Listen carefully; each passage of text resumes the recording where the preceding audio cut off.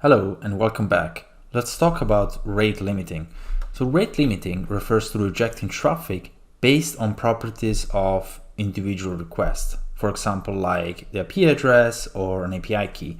So let's say you have a client C, a server S, and client C makes a request to our server S using a certain API key called foo.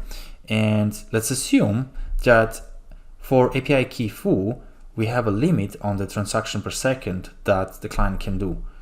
Let's say the limit is, 5 transactions per second.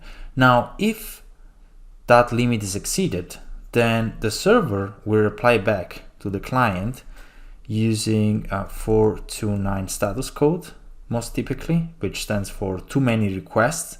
And it might also tell the client how long it should back off for, or by how much the quota has been exceeded. So the idea here is that if the client is nice and respects the protocol, then he will probably not retry immediately after, knowing that he has already exceeded his quota. And so 429 is a way to communicate with the client to back off for a while. Rate limiting is very different than load shedding. So load shedding refers to rejecting requests based on the overall state of the system. In rate limiting, we are not looking at the state of the system, but rather we limit requests based on quotas. Now, obviously, rate limiting helps to avoid the case that the system gets into the graded state in the first place, but it's not just there to protect the system, it's also there to enforce pricing tiers, so that if you do want to send more requests and consume more server resources, then you also have to pay more. And another difference is that usually load shedding is a last resort safeguard that the individual server can apply independently from others. So if the individual server is exceeding its resources, then it can make the local decision to start returning FIFO trees, as we've seen in a previous video. But with rate limiting instead, we have a global quota. So it doesn't matter if our client C talks to our server S1 or it talks to another server S2, the quota is always the same. So in order for those two servers to share the same quota or the same throttling limits, they need to share some kind of storage, and hence the decision is really applied globally rather than locally, like load shedding. So let's take a look at how rate limiting is implemented. First on a local machine and then later on multiple machines. So let's assume we have a single box, very simple, and we are looking at how we can rate limit a specific API key. So whatever we say here from now on applies to multiple API keys or multiple IPs or multiple whatever it is you want to throttle on. It doesn't matter, so just keep that in mind. Okay, so here's a chart that shows time progressing from left to right, and we have these squares that represent requests, and we have a rate limit of 2 requests per minute for a specific API key. So here we have a request coming in right after 12:00, and then we have a bunch of requests coming in right before 12:02 and a bunch of requests coming in right after 12:02. So a simple approach we could take is to build a linked list of requests. Okay, so you could link those requests into a linked list, and that linked list size could be trimmed whenever you have a request which is older than a minute, because you're throttling on a per minute level.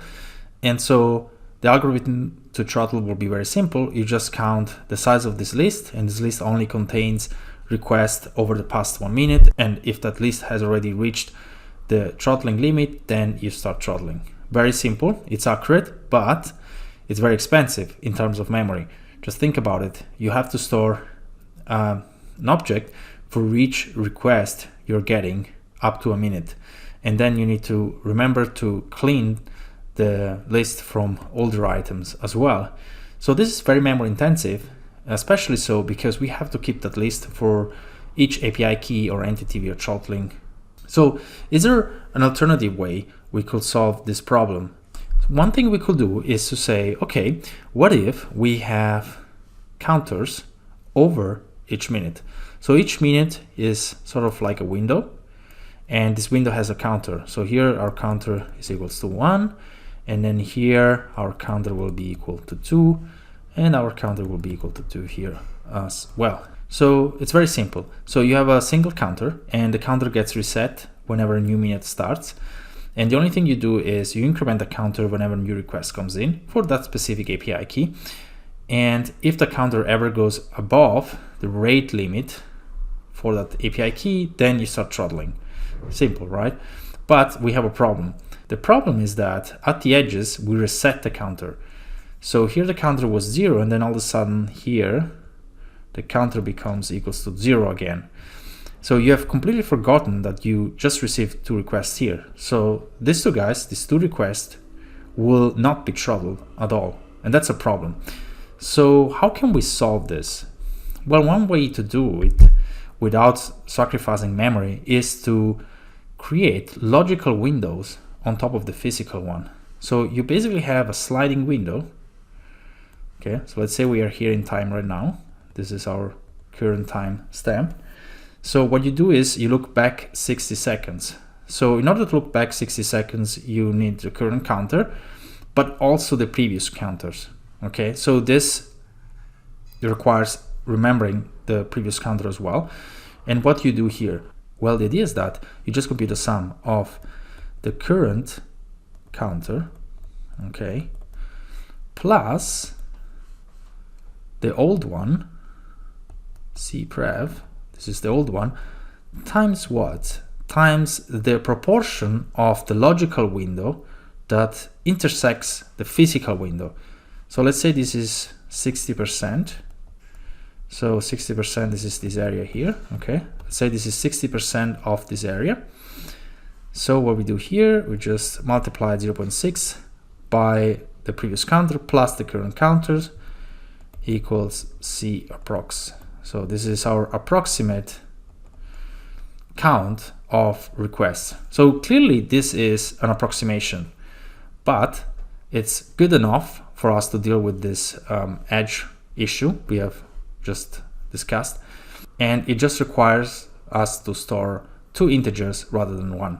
So this solves the problem for the single machine use case. But now let's say we have multiple machines. So we have one server and another one, okay? So what happens here? So this guy might receive 2 requests, and this guy might receive 2 other requests, and here we have a bunch of clients, okay?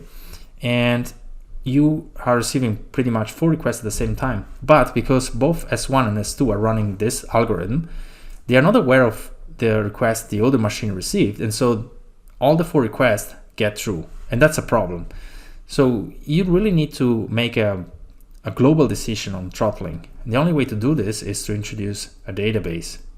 So we do need the database here, which is going to store the count of requests we are getting. So let's assume this is a key value store.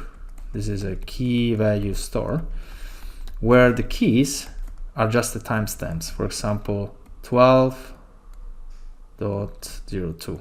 Okay, so this is the key, and the value is, in this case, just the counter, for example, 2. So thinking about what happens for each request you receive. So for example, S1 receives the first request. What it will do is it will get the current physical window, and let's say this is the key for it. Then it will increment this value, and then it will write it back. Okay, now there is a problem, because in between this operation and this operation some time elapses, and within that time this other server could be getting and writing the value. So when this write happens, it's already too late. Someone else might have already written something to it, and so you have a race condition. Now one way to deal around this is to encapsulate all of this within a transaction. Okay, but that's quite heavy as well, and actually there is a simpler way to solve this. So rather than using a transaction, you can actually use an atomic increment and get operation, which many of the key value stores expose. But if not, you can just implement it yourself on top of compare and swap. So this is a common pattern. If you have never used compare and swap before, please take a look. Just have a look at Wikipedia, have a look at how you can implement atomic operations on top of compare and swap. So compare and swap is a very basic primitive that is used to implement many other things, like, I don't know, logs, for example. So you definitely need to be aware that it exists, and you need to be aware how it can be used. Now, we still have a problem. So this is still clearly consistent, and it finally does what it wanted to do, but it's very slow. For each request our server receives, it needs to make a call to an external service, our database. This is extremely slow, and it also puts S1 at the mercy of the database being available. So an alternative way would be to batch the counters, so to create mini batches of updates and then send them asynchronously to the database, so that these requests are not blocked by the availability of the database. And furthermore, requests are batched, so we don't do as many requests to the database as we have requests coming into our service. So clearly, using this batched updates to the database introduces some delays, but that's fine. That's something we can live with, given what we're getting in return. So all design decisions have always pros and cons. There is no perfect world, and you always have to think about what you value more. So in this case, we value more that the requests don't have to wait for the database to come back. And also we value more that we don't want to DDoS the database with as many requests as our service gets in the first place. We still have a problem though, even with this asynchronous update to the database. So the problem we have here is that what happens if the database is down? So even the asynchronous updates fail. Well, in this case, there are two things you can do. One is you stop accepting requests altogether, or you just continue accepting requests and only performing a local decision whether to let requests through or not. And this is a typical trade-off. Either you sacrifice availability and you gain consistency, or you sacrifice consistency and you gain availability. So in this case, obviously you don't want to stop the service from functioning if this database is down temporarily. So in this case, it's fine to let some requests through until this database recovers. Of course, you want to have good monitoring so that you can catch the situation where this database is down and you can act on it immediately. And that's it for this module. Hope it was useful. See you in the next one.